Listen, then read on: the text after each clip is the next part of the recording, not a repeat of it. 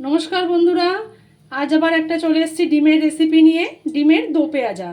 তো দেখুন, ডিমগুলো কিন্তু সেদ্ধ করে নিয়েছি এবং একটা চাকু দিয়ে এভাবে ডিমের গায়ে কাট লাগিয়ে দিচ্ছি। 4-5 থেকে 3-4টে করে কাট লাগাচ্ছি। কড়াইতে দিয়ে দিয়েছি সর্ষের তেল। তেলের মধ্যে দিয়ে দিচ্ছি লবণ আর দিয়ে দেবো সামান্য হলুদ গুঁড়ো।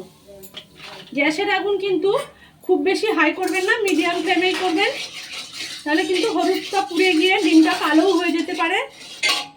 এবার এর মধ্যে দিয়ে দেবো সেদ্ধ করে নেওয়া ডিম। আমি এখানে 6টা ডিম ব্যবহার করছি। ডিমগুলোকে একটু হালকা করে ভেজে নেব। ডিমগুলো কিন্তু ভেজে নেওয়া হয়ে গেছে। খুব বেশি ভাজবো না, খুব বেশি ভাজলে কিন্তু ডিম খেতে ভালো লাগে না। এবার তুলে নিচ্ছি। এবার দো পেঁয়াজার জন্য এখানে কেটে নিয়েছি কিউব করে পেঁয়াজ, ক্যাপসিকাম আর নিয়ে নিয়েছি টমেটো। তো এগুলোই তেলের মধ্যে আগে একটু হালকা করে ভেজে নেব। ওই ডিম ভাজার তেলেই দিয়ে দিচ্ছি পেঁয়াজ কুচি,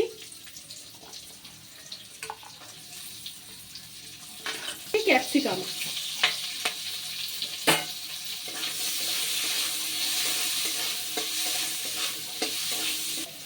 আর দিয়ে দিচ্ছি ছোট একটা টমেটো।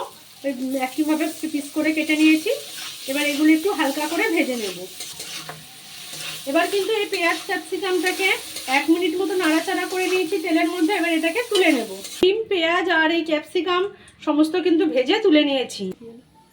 ডিম আর পেঁয়াজ ভেজে তুলে নেওয়ার পরে অল্প একটু তেল আছে কড়াইতে, সেই তেলের মধ্যে দিয়ে দিচ্ছি গোটা গরম মশলা। 6টা ডিমের জন্য 3টে এলাচ নিয়েছি, 4টে লবঙ্গ আর দিয়ে দিচ্ছি একটা দারচিনি।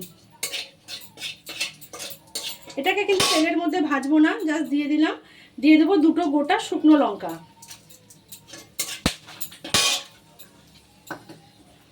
শুকনো লঙ্কা দিয়ে দেবো 1 মুঠো পেঁয়াজ কুচি,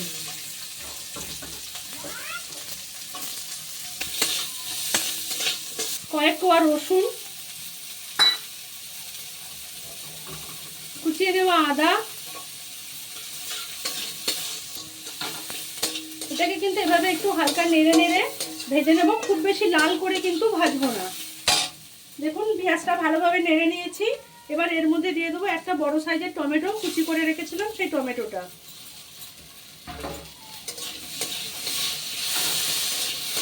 এবার এই টমেটো দিয়েও ভালোভাবে আর একটু সময় নেড়ে নেব। এবার এর মধ্যে দিয়ে দিচ্ছি অল্প পরিমাণে লবণ আর দিয়ে দেবো অল্প একটু হলুদের গুঁড়ো।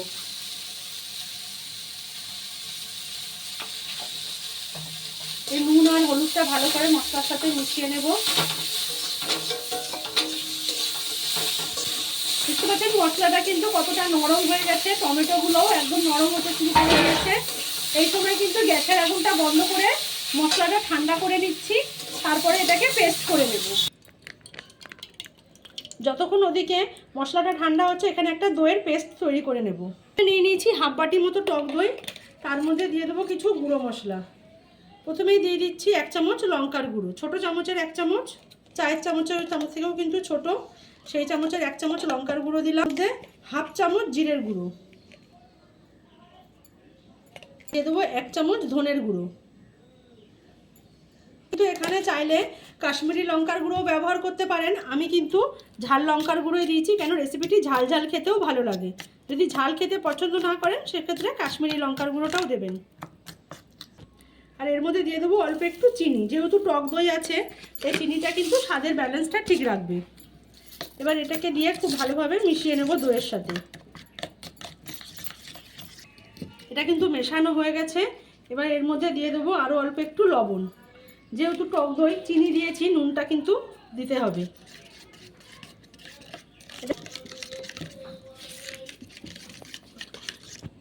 যে মশলাটা বানিয়ে রেখেছিলাম সেটা একটা মিক্সির জারে নিয়ে নিয়েছি। এটা একটা মিহি পেস্ট তৈরি করে নিচ্ছি। দেখুন, পেস্টটা বেটে নেওয়া হয়ে গেছে। এবার রান্নাটা শুরু করছি। কড়াইটা পরিষ্কার করে গ্যাসে বসিয়ে দিয়েছি, তাতে দিয়ে দিচ্ছি সর্ষের তেল। রান্নাটা কিন্তু সর্ষের তেলে করলেই বেশি খেতে ভালো হবে, তাই যদি আপনার অসুবিধা না থাকে সর্ষের তেলেই করতে পারেন। তেলটা কিন্তু গরম হয়ে গেছে। তেলের মধ্যে দিয়ে দিচ্ছি সামান্য একটু সাদা জিরে। 5 কোয়া রসুন মিহি করে কুচিয়ে নিয়েছি, সেটা এখন দিয়ে দিচ্ছি। 2 কুচিয়ে নেওয়া কাঁচা লঙ্কা। এই লঙ্কা আর রসুনটা একটু তেলের মধ্যে নেড়ে নিয়েছি 10 সেকেন্ড মতো। তারপরে দিয়ে দেবো এখানে কারি পাতা। এটা কিন্তু সম্পূর্ণ নিজের ব্যাপার, কারি পাতাটা না দিলেও চলবে, না দিলেও চলবে। যারা কারি পাতা খেতে পছন্দ করেন তারা দেবেন, অনেকে আছে পছন্দ করেন না, তারা ব্যবহার করবেন না, এটার জন্য কিন্তু কোনো অসুবিধা হবে না। এটাও তেলের মধ্যে ভালোভাবে নাড়াচাড়া করে নিয়েছি। এবার এর মধ্যে দিয়ে দেবো বেটে রাখা মশলাটা। একটু জল লাগবে, তাই মিক্সির বাটিটা ধুয়ে একটু জল দিয়ে দিলাম। এবার এই মশলাটাই ফোড়নের সাথে ভালোভাবে একটু কষিয়ে নেব। এখানে কিন্তু নুন হলুদ কিছুই দেব না, কেন এখানে কিন্তু মশলাটা ভাজার সময় আমি অল্প পরিমাণ লবণ আর হলুদ দিয়েই ভেজে নিয়েছি। দেখুন মশলাটা কিন্তু অনেকটাই কষিয়ে নেওয়া হয়ে গেছে। মশলায় যে জলটা দিয়েছিলাম জলটা কিন্তু শুকিয়ে গেছে। এবার এর মধ্যে দিয়ে দেবো দই আর গুঁড়ো মশলার যে পেস্টটা করে রেখেছিলাম সেইটা। দইয়ের বাটিটাও ধুয়ে অল্প একটু জল দিয়ে দিচ্ছি।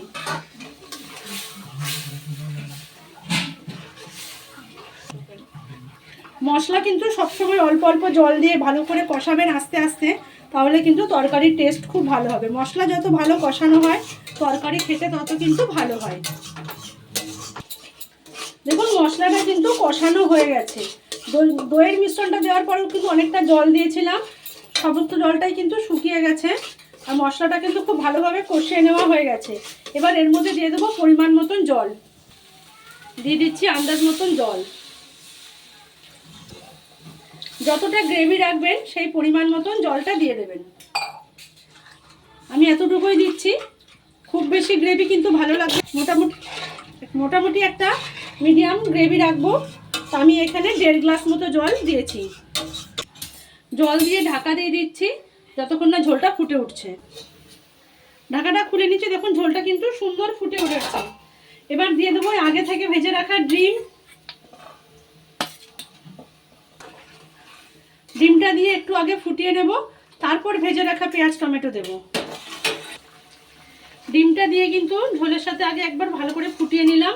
এবার দিয়ে দেবো যে পেঁয়াজ ক্যাপসিকাম আর টমেটোটা ভেজে রেখেছিলাম সেগুলো।